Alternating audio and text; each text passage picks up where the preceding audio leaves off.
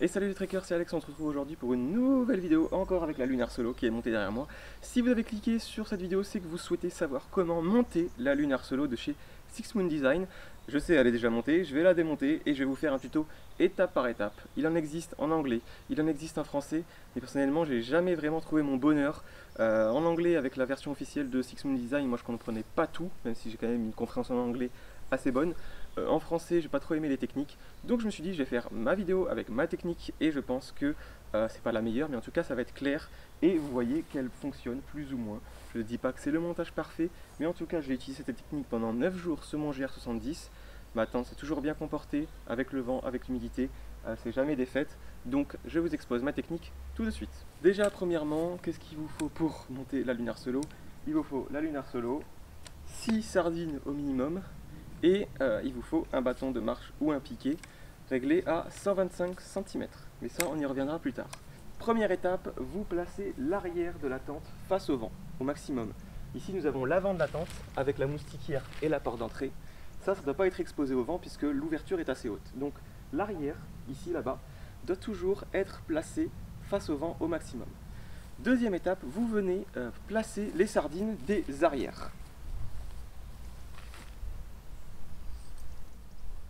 Donc l'étape numéro 1, c'est venir fixer les deux piquets de l'extrémité. Et vous venez les fixer dans l'axe de la couture, vous voyez. Et très important, vous laissez beaucoup de cordes. Vous voyez, j'ai juste ça de rentrée. Très bien, donc 1 pouce environ. Et vous laissez tout ça de cordes. Et vous venez placer votre sardine dans l'axe de la couture. Vous avez placé la première sardine. Vous allez à l'autre coin. Et vous essayez de créer une bonne ligne droite en tendant comme ça. Voilà, une ligne droite avec l'angle. Et vous venez aligner pareil sur la couture.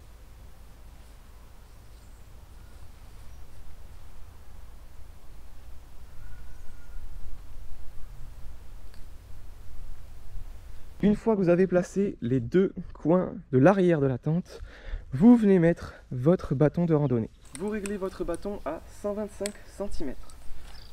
Ensuite, vous venez prendre la pointe de votre bâton et vous venez la mettre dans le petit encoche. La petite encoche qui se trouve ici. Vous la voyez, c'est le petit truc gris. Et vous venez mettre la pointe de votre bâton dans ce petit encoche. Là, vous venez tendre votre bâton. Il ne faut pas qu'il soit droit, il va être un petit peu penché vers l'arrière de la tente et c'est totalement normal. Vous prenez la ficelle guide du bâton et vous venez la tendre face au bâton.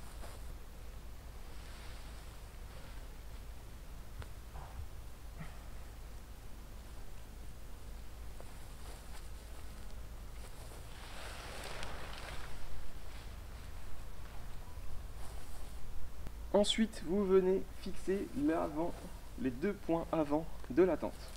Donc, encore une fois, vous prenez votre sardine, vous venez comme ceci, et vous faites l'autre côté pareil. C'est normal si c'est pas très beau au début.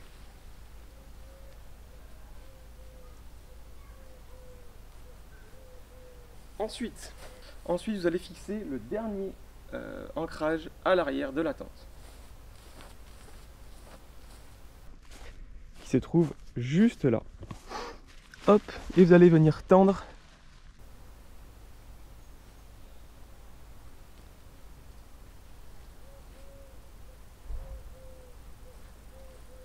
Ce que vous allez faire maintenant, c'est réajuster la tension de la ligne avant en retendant tout ça.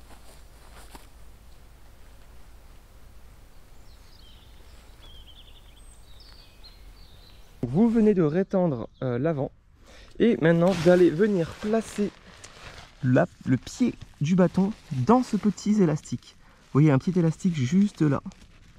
Hop, et vous venez passer le pied du bâton à l'intérieur. Comme ceci. Vous voyez l'élastique qui passe ici. Comme ça agrandit l'espace. Ensuite, vous venez fixer ceci. Pour fixer ceci, vous avez un petit cordon noir et vous venez passer le crochet à l'intérieur. Pour régler la tension, vous avez juste à prendre ce petit nœud coulissant et à le tendre comme ceci. Là, j'ai pas mis bien droit, je réajuste. Et la dernière étape, peut-être pas besoin, peut-être besoin, vous venez réajuster la tension de tous les coins de votre tente. D'où l'importance d'avoir laissé du mou pour pouvoir venir tirer, hop, sur chaque coin.